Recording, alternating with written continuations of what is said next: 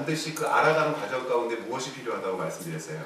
연습하고 훈련해야 됩니다. 그러니까 교사가 하는 역할이라고 하는 것은 어떤 것이냐면 우리 아이들이 인격적으로 하나님 앞에서 그들도 인격적인 존재로서 반응할 수 있도록 우리가 어떤 역할을 감당해 주는 거냐면 연습하고 훈련해야 될 부분이 있다라고 하는 것을 지도해 줘야 돼요.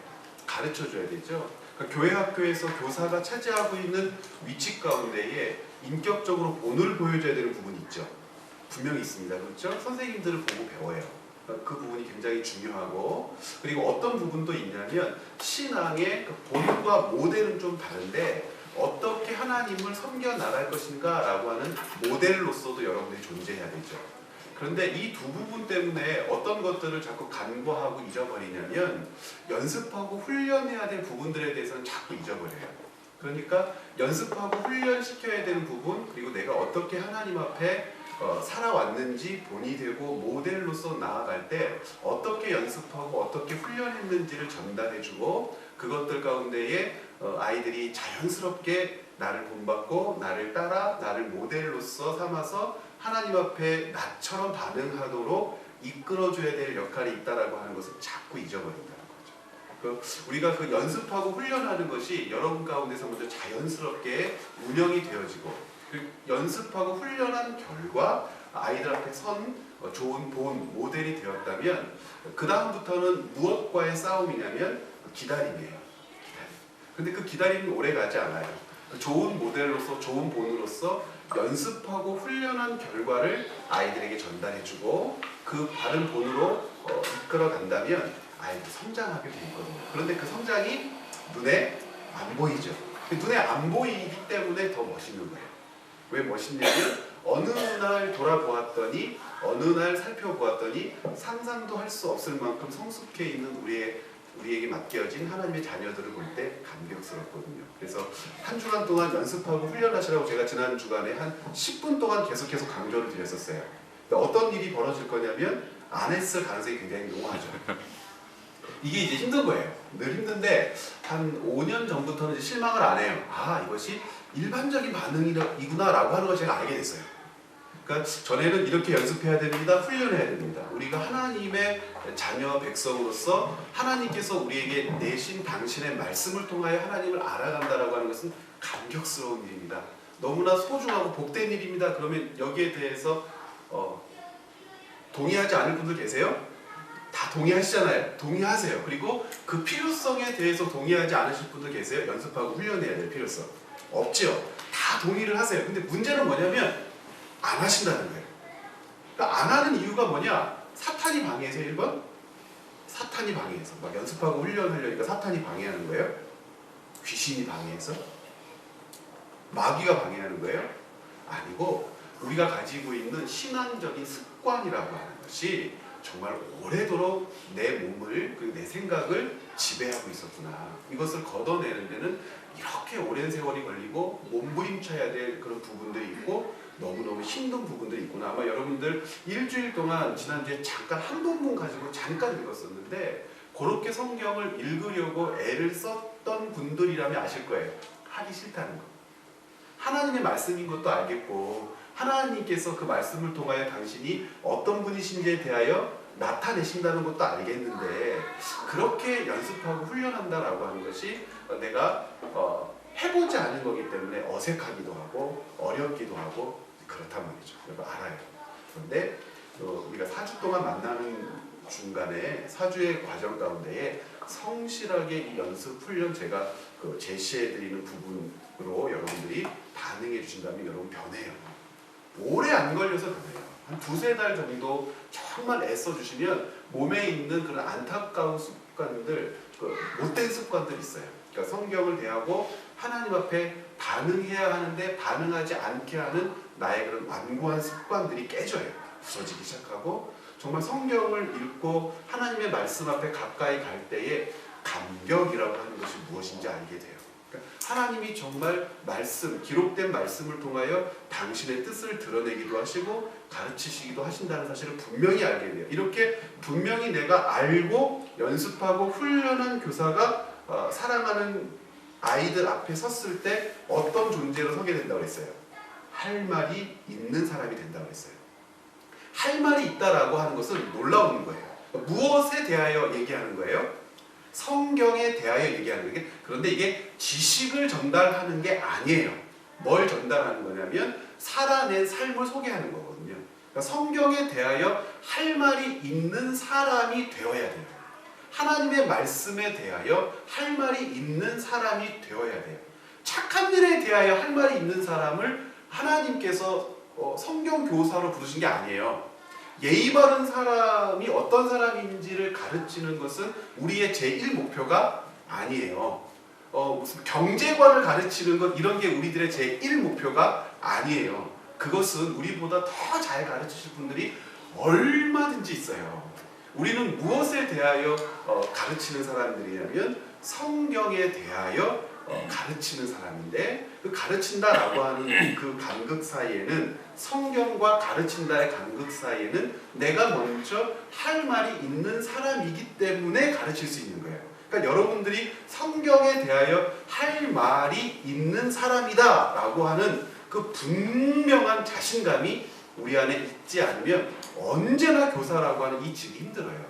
지금 여러분 돌아보세요. 얼마나 교사가 힘들고 어렵고 그리고 고통스러운 일인지. 만약에 그렇다면 우리 가운데 할 말이 그만큼 없는 거예요. 언제나 주일이 막 기다려져야 돼요. 왜 기다려져야 돼요? 아이들이 이뻐서도 그렇고 예배의 감격이 그리워서도 그렇죠. 근데 교사에게 있어서 주일은 특별한 날이에요. 할 말이 준비가 된 거예요.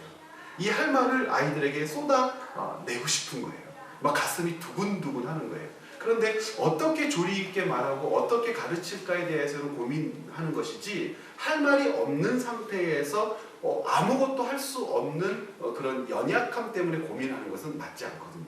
그러니까 여러분들이 할 말이 있는 교사가 되는 것이 굉장히 중요한데, 그 이전에 먼저 우리가 하나님 앞에 인격적으로 반응하고 인격적으로 내게 오시는 그 하나님을 만나는 일부터 연습하고 훈련하자고 했습니다. 그래서 지난주에 어떤 것을 말씀드렸냐면, 연습과 훈련은 무엇으로부터 시작한다고 했어요? 성경은 읽는 것으로부터 시작한다고 했어요. 그렇죠? 읽는 것이 굉장히 중요하다고 했습니다. 읽을 때에 나타나는 반응이 있었는데, 읽는다라고 하는 것은 무엇을 전제해야 한다고 말씀드렸었죠? 이해하는 것. 내가 읽은 것을 이해하는 것을 전제해야 되는데, 그러니까 읽은 것을 내가 이해했는지 이해하지 않았는지 뭐 해보질 않아요? 확인해 보질 않아요. 확인해 보질 않고 언제나 어디에서 끝내는 그런 성향이 우리에게 있어요? 읽은 것으로 끝내는 성향이 있어요. 그렇게 하면 성장하지 않는다고 그랬어요. 그래서 여러분들의 성경 읽기와 중학교 2학년, 초등학교 6학년의 성경 읽기가 같아요. 어떤 면에서 같죠? 읽는 것으로 끝낸다라고 하는 것에 대해서. 그래서 우리가 나이도 많고 성숙한 어른이기 때문에 선생님, 교사라고 하는 입장에 서 있지만 같아요. 성경을 바라보는 인식, 성경에 대한 마음이 같아요. 그러면 안 된다고 그랬어요. 달라야 돼요. 어떻게 달라야 되냐면, 이해의 진폭과 깊이가 달라져야 되는데, 이해는 두 가지로 나눈다고 그랬죠. 어떻게요? 잘 읽었다면 표면적인 내용 자체를 이해하는 사람이 되어야 되고, 더 나아가서 내면적 이해로 들어가서 하나님과 교제함을 맛보는 이해로까지 전진해서 나가야 된다고 그랬어요. 그런데 우리가 지금 하고 있는 일은 1차적으로 어떤 이해를 위해서 연습하고 훈련하자고요? 표면적인 이해. 그 표면적 이해라고 하는 것은 무엇이라고 그랬습니까? 글 자체를 읽고 이해하는 것 연습해야 된다고 했습니다. 글 자체를 읽고 이해하지 않으면 그 다음으로 나아갈 수 없어요. 그런데 우리가 자꾸 요거 확인하지 않고 이게 됐는지 안 됐는지 점검하지 않고 그 다음을 자꾸 얘기해요. 은혜를 얘기하고 역사를 얘기하고 막 이런단 말이죠. 그러니까 우리가 지금부터 충분히 해야 될 연습은 어떤 연습이에요? 표면적인 이해. 읽는 연습을 열심히 해나가야 돼요. 읽는 연습. 그 읽는 연습을 열심히 해나가는데 무작정 하면 안 된다고 했었죠? 언제나 무엇이 전제되어야 되니까? 이해가 전제되어야 되니까 읽고 내가 이 문장과 본문을 어떻게 이해했는지를 점검하면서 나가는 게 굉장히 중요하다고 했어요. 그래서 우리 한번 오늘부터는 교재를 한번 중심돼서 같이 한번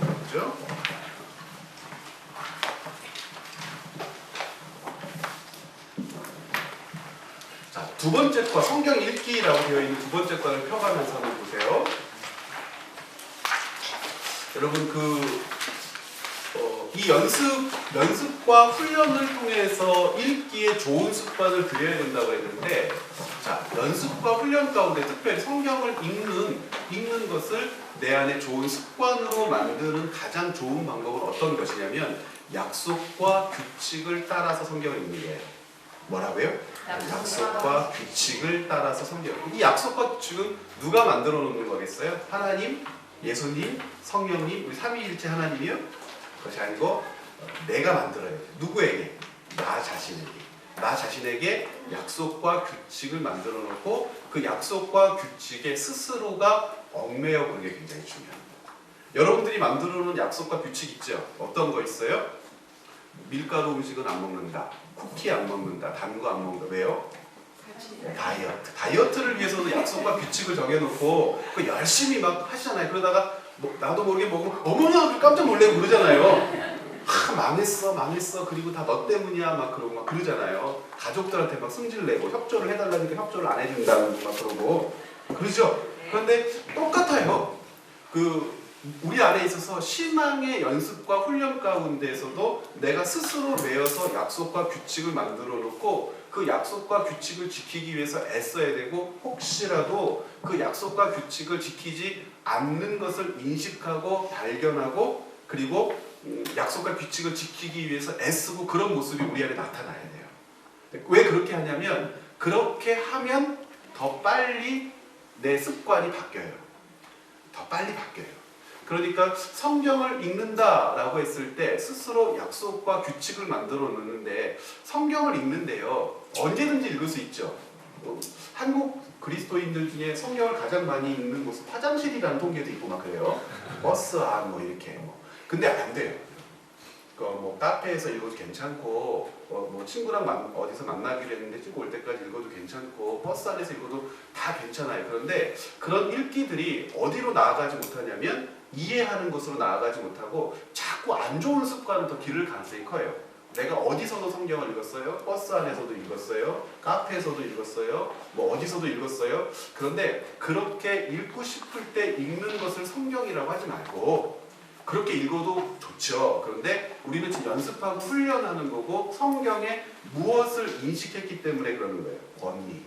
어떤 권위? 성경은 하나님의 말씀으로서의 권위를 가지고 있는데, 어떤 권위를 가지고 있어요? 최고의 권위가 있다. 내 삶에 대하여 하나님의 말씀은 최고의 권위를 가지고 있어요. 어떤 그 무엇보다도 최상의 권위를 가지고 있어서 하나님의 말씀을 내가 이해하고 깨닫게 되었을 때는 그 어떠한 상황, 어떠한 환경 가운데서도 그것이 첫 번째로 생각나야 되고, 내 결정의 주체가 되어야 되고, 내가 가려고 하는 것에 잣대나 방향을 제시해주는 원동력, 근거가 되어야 되는 거죠. 그래서 하나님의 말씀이 최고의 권위, 최상의 권위가 있다면 내가 임의로 많이 읽는 것을 목표로 하지 말고 하나님과 약속하고 약속한 시간에 언제나 성경을 읽는 습관을 만드는 게 좋아요. 그러니까 첫 번째 뭐 했으면 좋겠냐면 시간을 정해놓고 읽는 거예요. 시간을 정해놓고 읽는 것. 시간을 정해놓고 읽는 것이 굉장히 중요해요. 그런데 시간을 정해놓고 읽자고 그러니까 그냥 막무가내로 정하면 안 돼요. 자기 라이프 스타일을 잘 살펴야 되는데, 어떤 분들은 한 8시쯤 성경을 읽자고 정해놔요. 8시쯤 성경을 읽으려고 하면 어떤 일이 발생해요? 가정주부에게는 엄마 신발 어딨어? 양말 어딨어? 스타킹은 여보 넥타이 어딨어? 그럼 사탄아 물러가라 그래요? 그래가지고 오늘 성경 좀 읽으려고 했는데 하필이면 이런 날 또 방해한다고 막 그렇습니까? 그렇게 하면 안 되죠. 그 시간이 가장 바쁘다는 것을 알고 그 시간에는 집중해서 읽지 못한다는 것을 알면 그 시간은 적극적으로 피해야 되잖아요. 여러분들 중에서는 아침잠이 많으신 분들도 있어요. 그런데 성경, 묵상 이렇게 해야 되니까 꼭 언제 해야 될 것 같아요? 이른 새벽에, 그렇죠? 새벽 기도에 갔다 와서 언제부터 안 할 가능성이 커요? 그 다음날 바로? 그 다음날부터 안 할 가능성이 커요. 그것도 안 돼요. 그 저녁잠이 많으신 분들은요, 막 8시만 되면 막 정신이 없고 막 자야 돼. 막 그러신 분들은요, 조용한 시간 10시쯤 성경을 읽어야지. 그러면 그 시간에 어떻게 될 가능성이 커요? 주무실 가능성이 크잖아요. 그러니까 장사하시는 분들 가운데 2시부터 3시가 제일 바빠.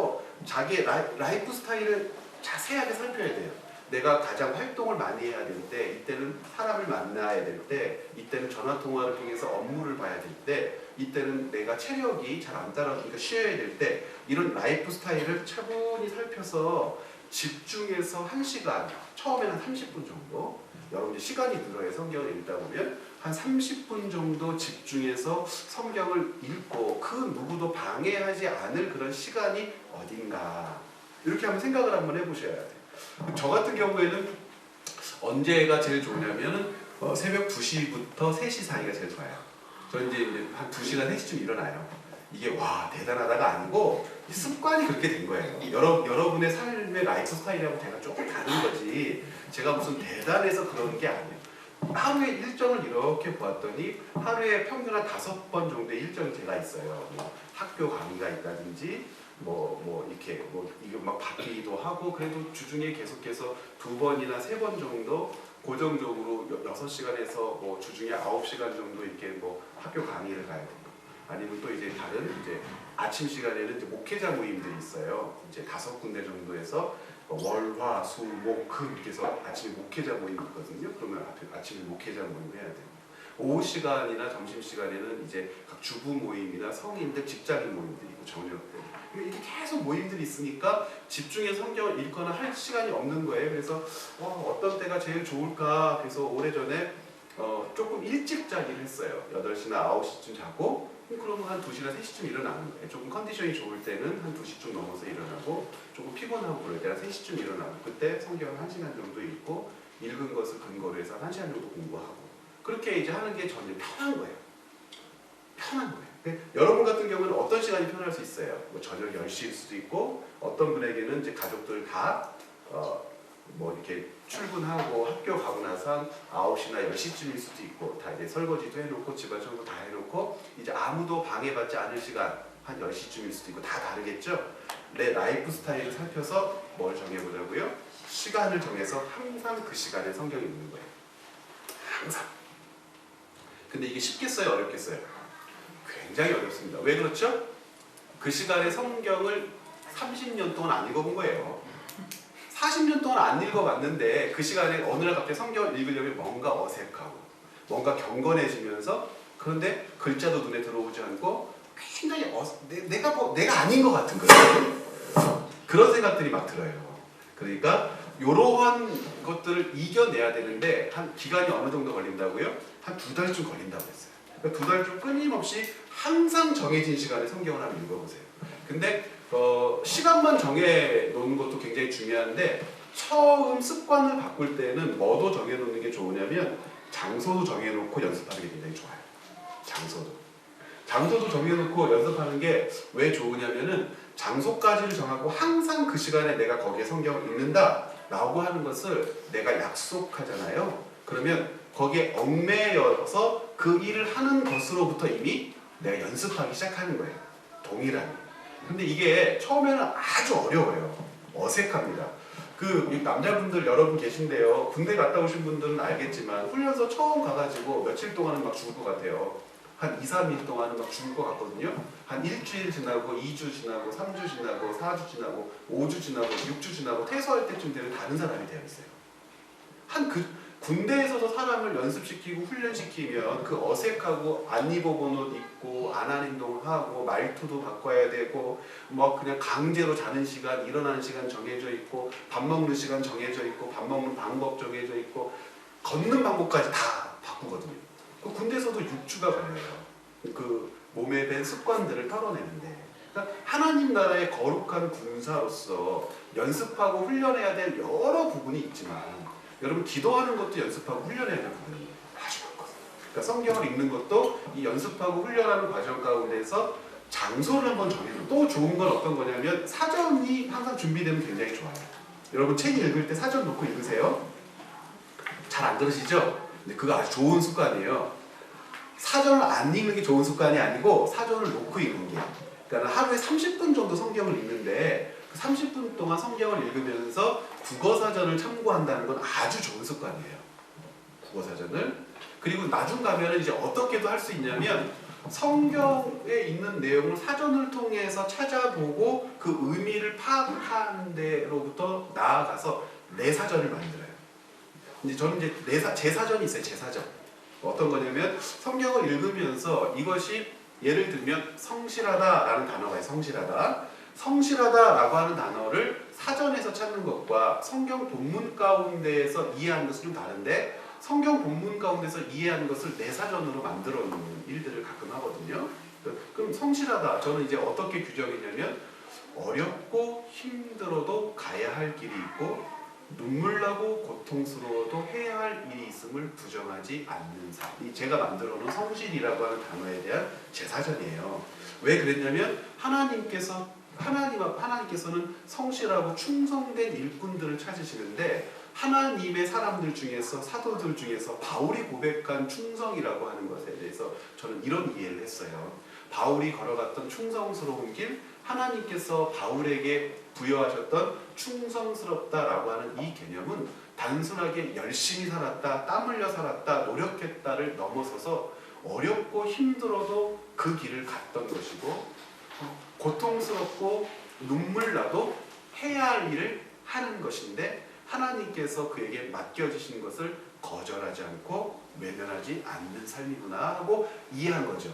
이 과정 가운데에서 이해가 무엇으로 이제 발전하기 시작한 거예요? 내면적인 이해요. 표면적인 이해가 내면적인 이해로 바꿔가는 과정을 이제 여러분이 만들어 놓으실 수가 있어요. 자, 그리고 노트와 펜 준비하는 거 굉장히 중요하다고 했어요. 지난 주간에 제가 메모해야 된다라고 하는 말씀을 여러 번 드렸죠. 뭘 메모하는 걸까요? 읽고 이해한 것들. 예. 너무나 간단해요. 읽고 이해했어요. 머리로는 이해를 했어요. 머리로는 이해했어. 그렇구나. 근데 그렇구나 라고 하는 이 개념이 몇 초 만에 없어져요. 우리는요 금붕어보다 빨라요. 금붕어는 3초라며 탕 때는 누구야 모르고 돌아가고 또 이런 다음에요. 근데 우리는 2초. 왜냐하면 다른 생각들을 많이 하고 있기 때문에 본문을 읽었어요. 그렇구나 라고 하는 것은요 금방 없어져요. 오죽하면 이런 말 있잖아요. 흐릿한 잉크가 뭐보다 낫대요? 또렷한 기억보다 오래 가는 것이고요. 남는 것이에요. 우리는 기억을 또렷하게 하고 있으면 생각하고 있으면 이거 반드시 기억할 거라고 스스로를 믿죠. 근데 항상 무너지잖아요. 스스로에게. 내가 기억하고 다짐한 거 잠시만 지나도 금방 잊어버려요. 그러니까 성경 본문을 충분하게 이해해낼 때, 이해하려고 애쓸 때 내가 갖게 된 지식이라고 하는 것, 내가 발견한 이해라고 하는 것은요 참 중요한 거예요. 그 중요한 것이 어떻게 되지 않도록 애써야 돼요? 계속 유지되도록. 그러면 어떻게 하면 되죠? 메모하면 돼요. 이건 너무 간단한 거예요. 그래서 아주 사소한 것까지라도 꼼꼼하게 메모하는 거죠. 사소한 것. 정말 사소한 것까지. 정말 사소하고 누가 보면은 유치하다고 할지 모르는데 누구한테 보여주실 거예요? 아니죠. 내가 항상 성경을 읽으면서 반응할 거잖아요. 그렇기 때문에 항상 메모하는 것이 굉장히 중요합니다. 노트와 펜을 늘 가지고 계시고요. 그래서 노트와 펜을 가지고 메모를 하시는데 이건 역시도 노트와 펜을 특별히 펜을 활용하는 방법들을 여러분들이 연습하셔야 돼요. 연습할 거 굉장히 많죠. 어려서 중학생, 고등학생, 특별히 초등학생 아이들 이렇게 훈련시키잖아요. 여러분들 깜짝 놀래요. 저는 이제 펜을 3가지 이상을 아이들한테 준비하라고 그래요. 빨간색, 까만색, 파란색, 모나미 펜 같은 거 이렇게 하고 묵상할 때 쓰는 펜만 따로 연필도 준비하라고 아이들한테 그러거든요. 근데 책을 읽을 때는 빨간색, 파란색, 까만색이 이제 용도가 있어요. 까만색은 줄을 치는데 항상 이거 독서법 여러분들 들어본 적 있으시잖아요. 이것들은 기억해야 될 부분이고 이 페이지의 핵심이 되는 부분이고 문장 가운데에서 중요한 주제들이나 소재들이야 라고 까만 것을 치고 빨간색으로 치거나 메모하는 것은 그 내용들에 대해 동의하거나 내가 이해하거나 더 많이 알고 싶을 때, 그러니까 긍정적인 측면일 때, 파란색은요 잘 모르겠거나 확인해보고 싶은 거나 내가 반대 의견을 갖고 있을 때는 파란색을 사용하라고 그래요. 그래서 책을 읽을 때 저는 100권을 읽으라고 가르치지 않고 한 권의 책을 100번 읽는 게 더 중요하다고 생각해요. 100권의 책을 읽고 나면 그 100권의 책이 1년 후에 기억이 안 나요. 아무리 재밌게 읽은 뭐 조정래 태백산맥 같은 경우는 3번, 4번 이거거든요. 저는 이제 그거 알아요. 그런데 한 번 왜 그렇게 했냐면 10권까지 아리랑 같은 경우 최소 12권이잖아요. 한강 같은 경우 10권이거든요. 그래서 대하소설 3종 세트를 합치면 30권이 넘어요. 저 이제 중학교, 고등학교 때 태백산맥이 막 나오기 시작했는데 1권 사고 2권을 보기 위해서 그때는 뭐 언제 나오는지 모르니까 한국일보에 연재되고 연재가 끝나면 묶여서 나왔거든요.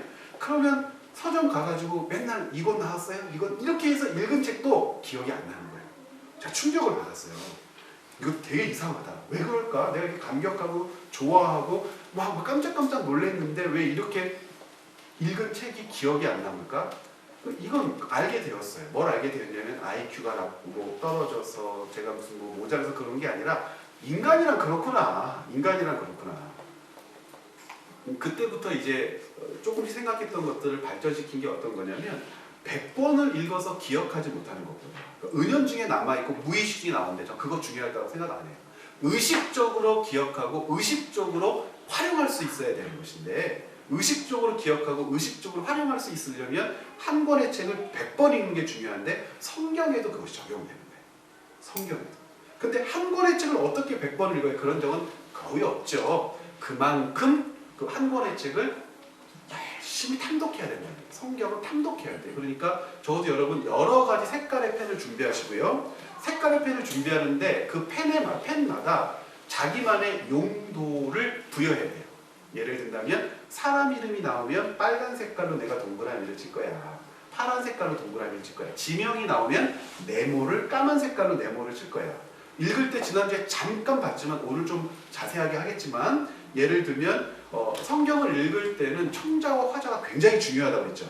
그러니까 어떤 사람이 누구에게 말하는지를 늘 기억하면서 그 이야기를 읽어 나가야지 누가 누구에게 말하고 있는 것이라고 하는 사실도 잊고 읽어요. 예수님이 베드로에게, 베드로가 예수님께 이러한 관계들을 분명히 인식하고 이거 지금 이 말은 예수님께서 베드로에게 해주시는 말씀이야 라고 하면서 읽어야 되는데 전혀 그런 생각하지 않고 있거든요. 그러니까 안 남아요. 그러니까 그런 대화들 중에서 이 대화는 이렇게 박스 처리를 할 거야. 근데 특별히 예수님, 하나님, 그 하나님께서 하신 말씀, 예수님께서 하시는 말씀은 나는 이런 색깔로, 형광 색깔, 주황 색깔로 박스 처리를 할 거야. 아니면 나쁜 놈, 사탄, 혹은 예수님의 적대자들, 반대자들, 바리새인들의 질문 이런 것들은 내가 노란 색깔로 박스 처리를 할 거야 하고 읽었어요. 그럼 읽고 난 다음에 나중에 가서 다시 한번 이렇게 보면 어떤 일이 발생하죠? 얘가요 이렇게 해서 슉 이렇게 들어와요. 한 번. 눈에 내가 이렇게 하고 한 것들이 다 머릿속에 남아요. 남아서 어느 성경 어느 페이지에 어떻게 했는지 다 남아요. 그럼 이제 아이들 앞에 섰을 때 어떤 일이 벌어지냐면 언제든지 얘기해 줄 수 있어요. 뭘 근거로 해서요? 내가 읽은 성경을 근거로 해서 얘기를 해줄 수 있어요. 그러니까 아이들이 정확한 성경 정보를 전달받지 못하고 의심하면서 얘기했기 때문에 확신을 가지고 있지 않은 상태에서 얘기했기 때문에 확신을 가지고 있지 않은 상태에서 한 얘기를 아이들이 어떻게 기억하겠어요? 안 받아들이죠. 나도 모르게 말끝이 흐려졌거나 어물 넘겨버렸거나 이것은 반드시 알아야 돼 라고 하는 강조점도 없었겠죠. 그러니까 아이들이 모르는 것이겠죠. 그런데 내가 읽고 확인하고 분명한 내용 가운데 젖어든 상태에서 이것을 펼친 아이들이 기억해요. 그렇게 해서 나만의 읽기 방법을 만들어서 펜을 준비해서 메모하면서 표시해가면서 근데 이렇게 읽는데 하루에 몇 분 정도 걸린다고요? 30분. 많이 안 걸려요. 30분. 그런데 이 30분이 1시간이 될 수도 있고 2시간이 될 수도 있는데 이제 그때부터 제어가 또 안 되는 거예요. 왜 제어가 안 돼요? 이 막 너무 재밌는 거예요. 너무 재밌고 너무너무 좋은 거예요. 그런 건데 여러분들이 조절을 하시는데 우리의 목표는 그렇게라도 됐으면 좋겠다. 뭐 이런 거잖아요. 제어 안 되는 건 생각도 안 하더라도 그 정도라도 그렇게 해서 그렇게 성경을 읽다 보면 제가 해보니까 한 2년이나 3년에 한번 성경책을 바꿔야 돼요. 왜냐면 막 너덜너덜해져. 그리고 제가 한 2달 정도 됐는데 성경책 바꾸니까 금방 너덜너덜해져요. 막 찢어지고 막 부풀어 오르고 막 나중에는 막 침대 또 치고 뭐 확인하고 나중에서는 또 이러다 보니까 또 어떻게 되냐면 잘 보이지도 않고 또 성경책을 바꾸게 되고 여러분 그렇게 해서 성경책을 좀 구입하고 사셔야죠. 그렇게 됐으면 좋겠어요. 그러니까 우리 아이들이 선생님의 성경책만 봐도 나를 위해서 얼마나 애를 쓰고 오셨는지 알 수 있는. 자, 요렇게 해서 읽는 겁니다. 자, 그러면 이 읽는다라고 하는 것을 제가 강조했는데 읽기보다 앞서야 하는 것이 있어요. 뭘까요? 기도해야 돼요. 여러분, 우리가 왜 기도해야 되죠? 하나님께서 우리에게 당신을 열어서 보여주시지 않으면 우리는 결코 알 수 없어요. 어떤 지식에는 오를 수 있겠죠. 뭐 야곱의 12아들 막 줄줄줄 외울 수는 있겠죠. 근데 그게 뭐가 중요해요? 야곱의 12아들을 외우지 못해도 하나님 앞에서 어떻게 반응해야 되는지 하나님 앞에서 어떻게 살아야 하는지를 안다면 그것이 훨씬 더 중요하겠죠. 그렇지 않습니까? 그러니까 우리가 간절히 기도해야 되는데요. 이 기도, 묵상할 때 하는 기도는 내용이 조금 달라요. 두 가지를 여러분 기도하고 시작합니다. 어떻게 기도하냐면 첫 번째와 두 번째 기도가 있어요. 근데 정말 간절히 기도하죠. 첫 번째 기도는 뭐냐면 처음엔 그게 안 되는데 첫날 하셔야 두 번째 날에도 이 첫 번째 기도를 할 수 있어요. 무슨 말이냐면 첫 번째 기도는 어제 하나님의 말씀을 읽고 깨달은 것에 대한 오늘의 점검이에요. 어제 하나님의 말씀을 내가 읽었어요. 하나님께서 나로 하여금 멈춰야 할 것, 돌아서야 할 것, 끊어야 할 것, 포기해야 될 것, 더 열심히 해야 될 것, 노력해야 될 것, 하나님과의 관계 가운데에서 부족한 것, 뭐 많은 것들을 알게 하셨고 내가 하나님 앞에서 그렇게 반응하고 싶어요 라고 뭐해요? 약속도 하고 다짐도 한 부분이 있어요. 그러면 그것을 내가 진짜 하루의 삶 가운데에서 반응해야 될 내용들이 있었다면 그것에 대해서 내가 어떻게 반응했는지를 반드시 점검해야 돼요.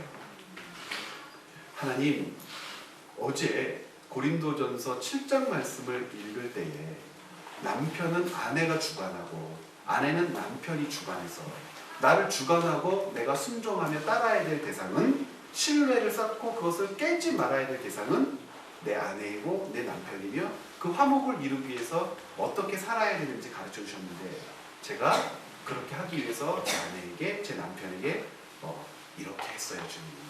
그러나 아직 부족한 부분이 있는데 이런 부분들을 제가 앞으로도 더 어떻게 살아가야 되는지에 대해서 하나님 가르쳐 주세요. 혹은 그렇게 말씀을 하셨는데도 불구하고 갑자기 제가 바깥에서 스트레스 받은 일들을 해결하지 못하고 내가 사랑하고 나를 주관해야 될 대상인 내가 섬기고 존중해야 될 대상인 아내이고 남편에게 막 화를 내고 짜증을 내서 하나님께서 제게 가르쳐 주신 가정의 원리를 가정이 가지고 있는 그 사랑과 그 은혜의 삶을 제가 방해하는 사람이 됐어요. 주님 용서해 주세요. 주님께서 저희 가르쳐 주신 말씀을 저로 하여금 잊지 않도록 저를 도와주세요. 이게 첫 번째 기도예요. 그러니까 오늘 말씀을 이렇게 묵상해. 이제 제가 세 번째, 네 번째 주가 되면 더 분명하게 얘기할 텐데 묵상, 성경 묵상, 큐티의 가장 위험한 게 뭘까요? 위험한 거. 어떤 거냐면 자의적인 성경 해석이에요. 멋대로 해석해버리니까. 내가 내 느낌대로 아니면 내 감정대로 막 이렇게 성경의 본문의 의미는 그게 아닌데 내 맘대로 막 그렇게 할 수가 있거든요. 여러분 그러면 이런 기도 못해요. 그런데 성경 묵상은 굉장히 고도의 신학적인 작업이에요. 여러분 신학적인 작업이라고 하는 게 뭐냐면 성경을 지금 제가 본문 자체를 이해해야 됩니다 라고 하는 것에 대해서 집중해서 막 말씀을 하시니까 여러분들이 연습하고 훈련해야 될 구체적인 더 넓은 방법에 대해서는 아직 못 들으셨잖아요. 성경 묵상은요 문맥을 무시하지 않아요. 문맥이라고 하는 것은 두 가지가 있는데 이따가 두 번째 시간에 연습할 거예요. 콘텍스트 혹은 컨텍스트. 시대적인 배경, 정황, 역사, 흐름을 절대 무시하지 않아요. 또 그 글 안에 있는 뭐 역적, 인과관계, 첨과관계, 혹은 그 안에서 대응되는 관계, 뭐 등등등의 모든 것들을 무시하지 않아요. 그러니까 본문 안에서 지당하게 나아갈 수 있는 방법론을 언제나 존중해요. 그러니까 교회의 역사적인, 예를 들면 침례 교회에서 가르치는 그 성경에 대한 가르침들과 전통이 있을 거 아닙니까? 그런데 그것을 절대 무시하지 않아요. 그것은 역사 가운데서 확인하고 우리에게 가르쳐 온 것이기 때문에 어떻게 이 부분들에 대해서 교회가 가르쳐 왔는지, 우리의 선생님들이 지도해 왔는지, 그리고 이런 것들을 근거로 해서 우리가 성경을 어떻게 알아야 하는지를 무시하지 않는단 말이에요. 그러니까 얼마나 많이 노력하고 애써야 되겠어요. 자, 그렇게 하고 나면 어떤 것을 성경을 읽고 하나님 앞에서 살아내야 되는지 분명하게 인식하게 되는데, 그 인식하게 된 것을 가지고 기도의 제목으로 삼을 수 있다는 거예요. 그래서 그 읽은 것. 두 번째는 그럼 뭐겠어요? 두 번째 기도는 오늘의 삶을 예측하며 하나님께 나아가요. 이 기도. 뭐라고요? 오늘의 삶을 예측하며 나아가요. 이게 왜 중요하냐면, 여러분, 기독교인들은요, 예측 가능한 삶을 사는 사람들이에요. 은혜에 젖어 있기 때문에 막갑하신 인생을 사는 사람이 아니에요. 휠 꽂히는 대로 사는 거예요? 아니죠. 기독교인들은요, 얼마나 계획적인 사람들이 좀 알아요. 예측 가능한 삶을 살아요. 이거 다른 말로 바꾸면요, 하나님 앞에 내가 인격적으로 반응했다면 누구에 대해서도 인격적으로 반응해요. 관계에서. 그렇죠? 가까운 가정에서도, 혹은 이웃에서도, 회사에서도, 직장에서도 언제나 인격적으로 반응해요. 인격적으로 반응한다는 것은 그 사람이 나를 무례한 사람, 혹은 굉장히 돈키호테와도 같은 그러면 돈키호테가 화낼 수도 있죠. 굉장히 좋은 책인데, 아마 나를 이렇게 황당한 사람으로 인식하지 않고 어떤 사람으로 안다는 겁니까? 인격적인 사람, 예측 가능한 사람, 그리고 말이 통하는 사람, 소통이 가능한 사람이라고 날 인식해야 된다는 거예요. 그러면 그 인식하는 그 부분들에 대해서 내가 더 하루를 잘 알고 있어야 되겠죠. 그러므로 오늘 하루의 삶을 하나님 앞에 꼼꼼히 아뢰는 기도를 해야 돼요. 하나님, 오늘 제가 10시에는 우리 교회는 구역이라고 해요, 뭐 복장이라고 해요. 오늘 구역 모임이 있어요. 구역 모임 가운데에서 제가 지난 주간에 조금 마음이 껄끄럽고 말로 싸우진 않았지만 불편한 사람이 있는데요. 주님, 오늘 그 사람과 좀 화해했으면 좋겠어요. 주님, 어떻게 화해해야 될지 마음은 있는데 방법을 잘 모르겠어요. 혹시 오늘 말씀을 읽을 때에 주님께서 그러한 방법들이나 아이디어들을 좀 주시면 안 될까요? 이렇게 한다면, 오늘은 중요한 계약이 있어요. 1억 원짜리 계약인데요. 제가 1억 원짜리 계약에 눈이 멀어서 욕심 부리지 않았으면 좋겠어요. 제가 이 계약을 앞두고 저만 생각하고 계약하는 당사자의 이익을 보장해 주지 않는 그런 무례한 사람이 되지 않기를 원해요.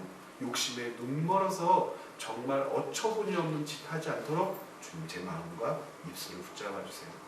주님, 오늘 제가 누구누구 어디를 방문해요. 그 방문하는 과정 가운데에서 제가 원하는 성과라고 하는 것은 A, B, C예요. 그런데 혹시 제가 원하는 성과를 얻지 못할 수도 있을 것 같아요. 불안해요, 주님. 제가 바라기는 A라고 하는 성과를 얻는 것인데, 혹시라도 주님께서 다른 계획을 가지고 계신다면 제가 그 성과를 얻지 못하더라도 다른 것을 깨닫는 방법이 되게 해주세요 하고 오늘의 삶을 자세하게 아뢰는 거예요. 그리고 나서 하나님의 말씀이 가지고 있는 지혜를 의지하는 거죠. 어떤 일이 이제 있냐면, 이것은 신비로운 것도 아니고 뭐 이런 것도 아니에요. 그런 것이 아닌데, 전혀 생각하지도 못했는데 오늘 읽었던 말씀이 기억날 때가 있어요. 아, 이럴 때는 예수님께서 이렇게 말씀하셨는데 나도 한번 이렇게 반응해야 되겠다. 이럴 때는 예수님은 이런 결정을 하시고 이렇게 하라고 말씀하셨는데 오늘 내 삶 가운데서는 이렇게 해야 되겠다 라고 하는 은혜를 맛볼 수 있어요. 매일 묵상하기. 그게 뭐로 나타나기 때문에 그래요. 적용으로 나타나기 때문에. 우리가 네 번째 주에 적용에 대해서 말씀을 드릴 건데, 여러분, 묵상하는 거, 큐티하는 게 왜 어렵죠? 묵상을 오해해서 그랬다고 했어요. 묵상을 뭐와 동등시시키는 거냐면 quiet time equal 묵상이라고 생각해요. 근데 아니라고 그랬죠. 성경을 묵상합니다 라고 하는 것은 뭐 함께 모여서 성경을 연구하고 각자가 가지고 있는 은혜들을 나누는 GBS, 역시도 말씀을 묵상하는, 그 중에 DBS라는 것도 있어요. DBS는 따로 훈련받고 연습해야 될 프로그램이에요. Devotion Bible Study라고 있어요. 성경을 하나님과 나 사이 가운데에 예배자 중심으로 해서 그 성경을 공부하고 연구해내는 DBS 프로그램이 있는데, 그건 역시도 성경을 묵상하는 거죠. 그 중에 하나가 뭐냐면 큐티, quiet time. quiet time은 어떤 부분에서 하나님 말씀을 묵상하는 거냐면 개인적, 인격적 차원에서 하나님과 소통하는 거예요. 이 개인적, 인격적 차원에서 하나님과 소통한 사람이 DBS를 하건, GBS를 하건, PBS를 하건 예배 가운데에 설교를 듣건 더 풍성한 은혜를 누릴 수 있는 거죠. 그 가운데에서 왜 그럼 큐티가 어렵냐, 정말 하기 싫으냐, 착한 사람 컴플렉스를 요구한다고 생각해요. 뭐냐면 큐티하면 뭐 해야 되니까 적용이에요. 적용은 이꼬르 뭐예요? 착한 일. 그렇죠? 밥값도 누가 내야 돼요? 큐티한 내가. 신발 정리도 누가 해야 돼요? 큐티한 내가. 그렇죠? 목말라 죽겠는데 나는 언제 마셔야 돼요? 다른 사람 다 마시고. 사과가 내 쪽인데 나는 뭐 먹어야 돼요? 그렇죠? 왜요? 나는 뭐 했으니까? 이런 식으로 하면 너무 힘들고 어려울 거예요. 미치겠는 거예요. 그래서 결국 결론은 뭐예요? 큐티한 결론. 왜 나만 손해를 봐야 되나? 지긋지긋한 거예요. 다른 사람이 좀 바뀌었으면 좋겠는데 나중에 가서 아예 나는 밥값 내는 사람, 나는 손해보는 사람, 나는 바보 같은 사람, 막대기 되는 사람 이라고 인식할까 봐 묵상을 오해하고 적용을 오해하는 거예요. 여러분 이렇게 적용하면은요 며칠을 못해요. 며칠을 하나요? 하루 하고 짜증나요. 내가 왜 맨날 물 떠줘야 돼? 다 앉아있고 나는 큐티를 했기 때문에 큐티의 결론 읽고 났더니 뭐예요? 아 사랑해야 돼. 두 번째 날 결론 기도해야 돼. 그렇죠? 세 번째 날 결론요 감사해야 돼. 네 번째 날 결론요 다시 사랑해야 돼. 다섯 번째 날은요 기도해야 돼 하려니까 좀 찝찝해. 그래 감사해야 돼. 여섯 번째 날은요 하루 건너뛰었으니까 다시 계속 사랑해야 돼, 감사해야 돼, 기도해야 돼, 사랑해야 돼, 기도. 성경을 읽다 보니까 다 사랑해야 돼, 기도해야 돼, 감사해야 돼밖에 없는 것 같아요. 아니에요. 오해하시는 거예요. 여러분들이 정말 잘못 생각하시는 거예요. 묵상, 큐티가 가지고 있는 가장 큰 열매, 우리를 행복하게 하는 것은 적용인데 적용을 오해합니다. 적용은 착한 일이 아니에요. 첫 번째 적용은 뭐냐면 같이 한번 해보실까요? 하나님께 대한 인식의 전환. 외우셨죠? 첫 번째 적용이 뭐라고요? 하나님께 대한 인식의 전환. 내 안에 있는 인식의 전환 자체가 이미 적용이에요. 하나님이 어떤 분이신지에 대하여 알게 된 것이 우리 안에서 나타나는 첫 번째 적용이에요. 그러니까 하나님께 대한 인식의 전환 없이 착한 일 할 수 없어요.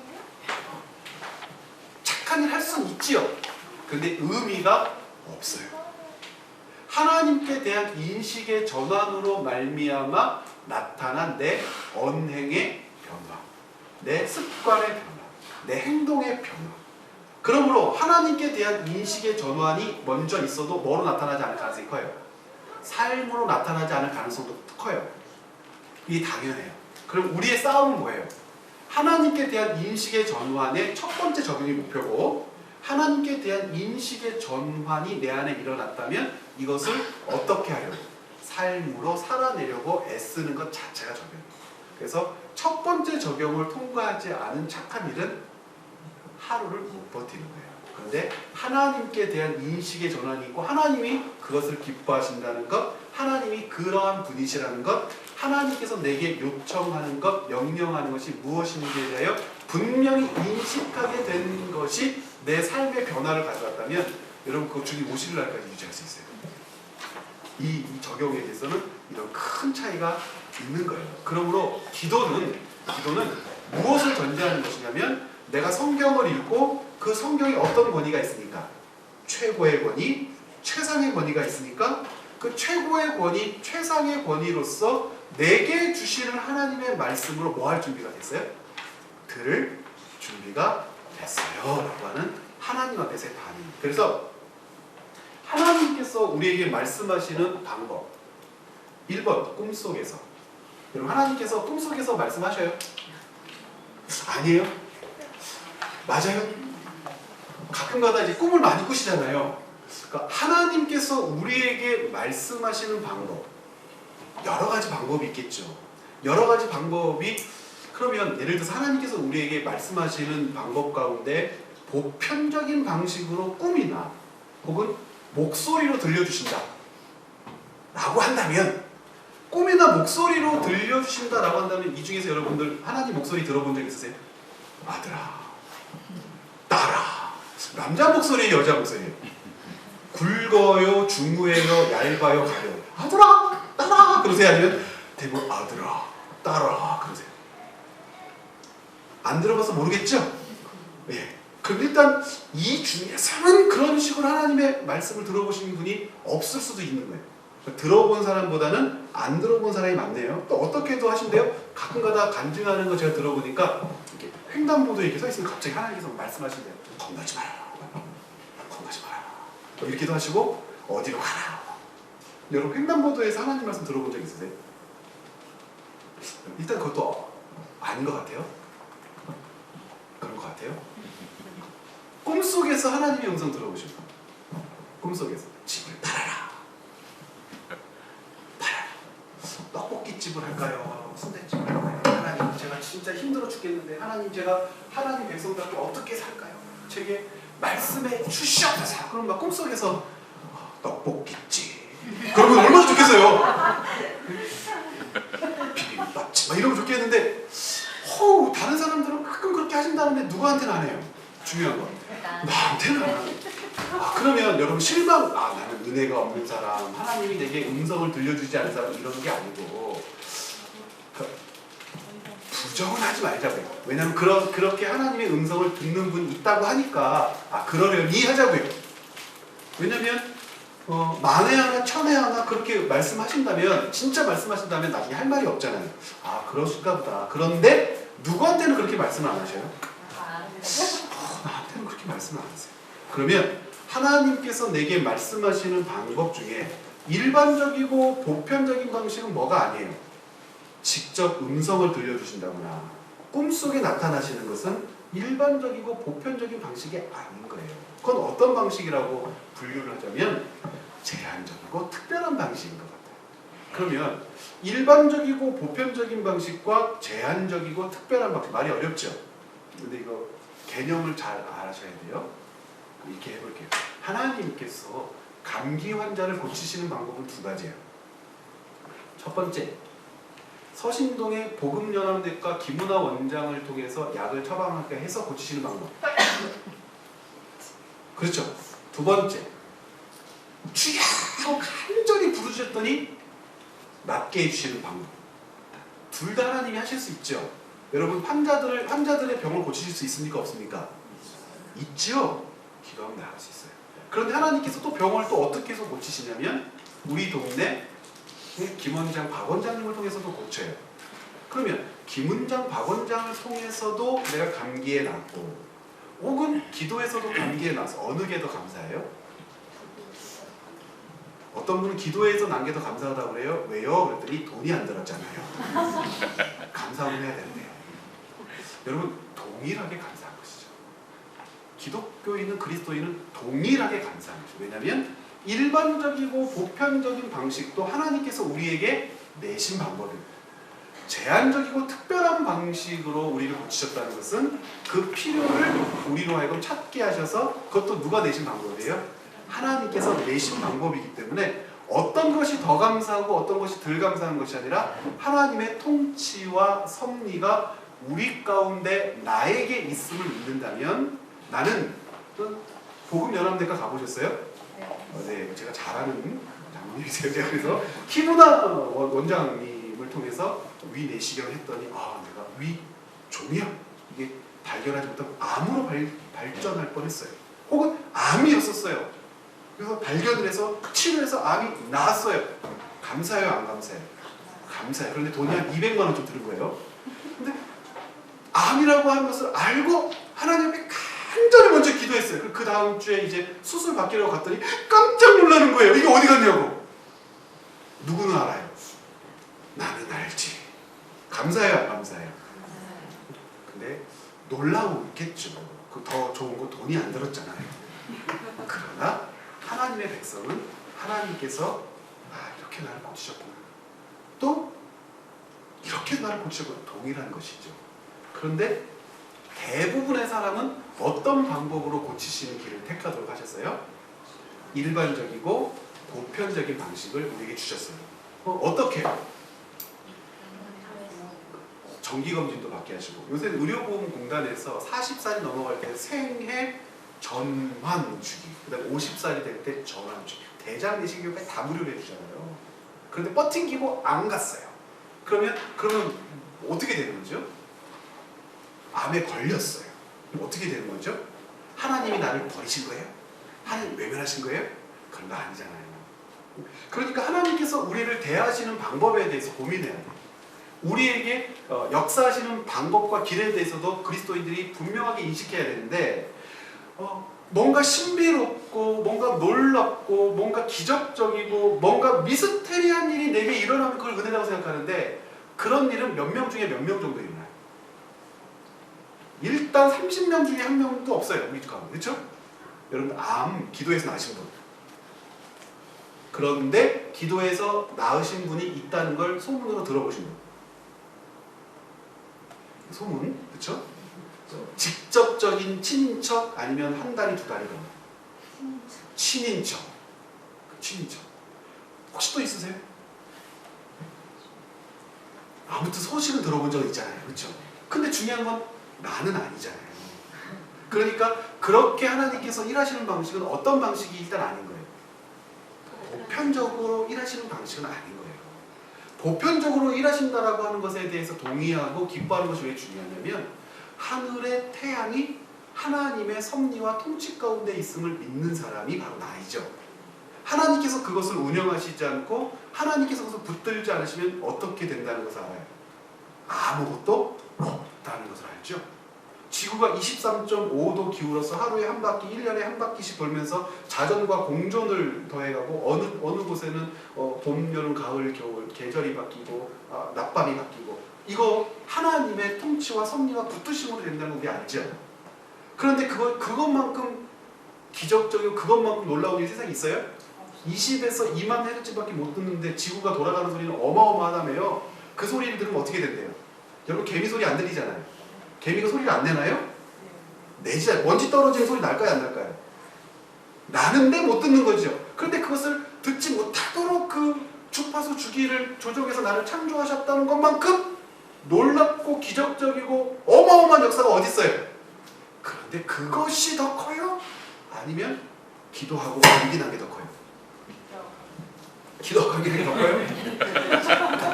지구의 자전과 공전과 우주의 중력과 밀어냄을 통해서 해성과 해성이 지구를 향하여 돌진하지 않고 다 비껴가고 돌아가는 게 더 크죠. 그러니까 우리가 부르는 이 일반적이고 보편적인 역사는 우리가 생각하고 상상할 수도 없는 제한적이고 특별한 역사를 넘어선 섭리예요. 그런데 하나님께서 우리에게 말하시는 방법을 내가 정해놓을 때가 많아요. 하나님은 이렇게 말씀하실 거야, 이렇게 말씀하실 거야, 이렇게 말씀하실 거야. 그럼 하나님께서 우리에게 말씀하실 거야 라고 하는 것은 말씀하시는 거니까, 말을 들어야 되는 거니까, 내가 말을 듣지 못하고 있으니까 나는 뭐를 듣지 못하는 사람이라고 생각해요? 하나님의 음성을 듣지 못하니까 하나님의 뜻을 모른다고 생각해요. 그 날마다 그리스도인들 중에 80% 90% 이상은요, 저희가 다 조사해봤어요. 늘 하나님의 뜻을 구해요. 하나님께서 말씀해 주시기를 구해요. 그런데 하나님의 말씀은 정작 들어본 적은 어때요? 어떻게 듣는지도 몰라요. 그런데 하나님께서는 날마다 우리에게 말씀하세요. 어떤 방법을 취하시죠? 그러니까 일반적이고 보편적인 방식을 취하시는데, 모든 그리스도인이 거의 이렇게 해당되고요. 어쩌다가 10만 명 중에 한 명, 100만 명 중에 한 명은 기도해서 암을 낳거나 극심한 질병을 치료해야 하는 경우처럼 의사를 통해서 고치시지 않고 기도했더니 낫게 해주시는 것도 있는데, 이 방식은 일반적이고 보편적인 방식이 아니고 제한적이고 특별한 방식이라는 거예요. 그런데 일반적이고 보편적인 방식 가운데 이미 우리는 하나님이 우리와 함께 하시고 우리와 동행하시고 내 일생 가운데에 관여하시고 간섭하신다는 것을 알아요. 동일하게 하나님이 우리와 함께 하시는 거고, 동일하게 하나님의 역사를 우리로 하여금 살아가도록 인도해 주시는 거예요. 그러면 하나님께서 내게 말씀하시는 방법도 제한적이고 특별한 방식이 있다고 치자고요. 아들아 따라 그러는 것처럼. 그런데 대부분의 사람은 제한적이고 특별한 방식을 추구하지 않아도 언제나 하나님의 음성을 들을 수 있어요. 어떤 방식이 존재하니까? 일반적이고 보편적인 방식이 존재하니까 첫 번째가 뭐예요? 설교. 목회자들의 설교를 통하여 하나님은 당신의 말씀을 우리에게 듣게 하셔요. 아까 얘기했던 GBS, PBS, DBS 그 중에 또 하나는 또 뭐예요? quiet time. 그리고 내가 읽는 성경. 하나님의 말씀이 중심이 되고 근거가 돼서 나로 하여금 취하는 그 모든 은혜의 방도들이 하나님께서 우리에게 말씀하신 어떤 방법이에요? 일반적이고 보편적인 방식이에요. 그러면 이 일반적이고 보편적인 방식으로 하나님께서 내게 말씀하시니까 이것이 우리 가운데 뭐가 있는 겁니다. 의미가 있는 거죠. 그러므로 성경을 읽을 때 기도합니다. 성경을 이렇게 읽습니다. 그리고 그 가운데서 하나님의 뜻이 무엇인지에 대하여 고민합니다. 라고 하는 것은 놀라운 일을 우리가 하고 있는 거예요. 정리를 한번 해보죠. 기도해야 한다고 했어요. 여러분 이제 내일부터 또 주일이고 그러는데 여러분 많은 기도의 제목들이 있고 기도하실 텐데 성경을 읽기 전에는 두 가지를 위해서 기도한다고 했습니다. 어제의 삶을 말씀 가운데서 점검하고 살펴보는 것. 그리고 오늘의 삶을 어떻게 해요? 예측 가능한 삶으로 꼼꼼하게 하나님께 아뢰는 거예요. 이 구체적으로 이제 기도가 이게 연습되고 훈련되잖아요. 이제 그 다음부터는 어떻게 바뀌냐면 정말 구체적으로 바뀌기 시작해요. 이제 만나는 사람과의 대화까지도 하나님 앞에 아뢰게 되고 고민하게 되고 어떻게 말해야 되는지도 여쭤보게 되고 이렇게 해서 구체적으로 기도하는 것. 두 번째는요. 그러니까 오늘 예측 가능한 삶을 하나님 앞에 아뢰는 기도를 하고 그리고 성경을 읽어요. 읽는데 목표는 무엇으로 해놓고 본문을 이해하는 것. 이해하는 과정 가운데에서 꼼꼼하게 메모하는 연습을 하자고 했죠. 그리고 나만의 어떤 방식을 만들자고요? 메모하는 방식, 그 다음에 읽기 방식을 여러분들이 만드는 게 굉장히 좋아요. 만드는 게. 그러니까 나만 아는 거예요. 보면 이 동그라미를 외쳤는지 이 네모를 외쳤는지 여기서 빨간 줄을 외쳤는지 약속된 그 연습으로 그걸 꾸준하게 해야 가죠. 읽는 건 역시도 두 가지를 하자고 했죠. 뭐뭐 정하자고 했어요?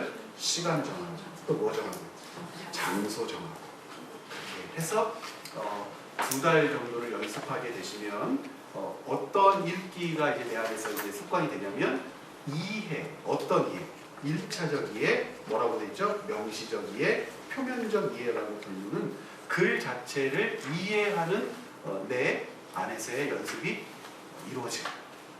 그러면 자연스럽게 이 내면적 이해로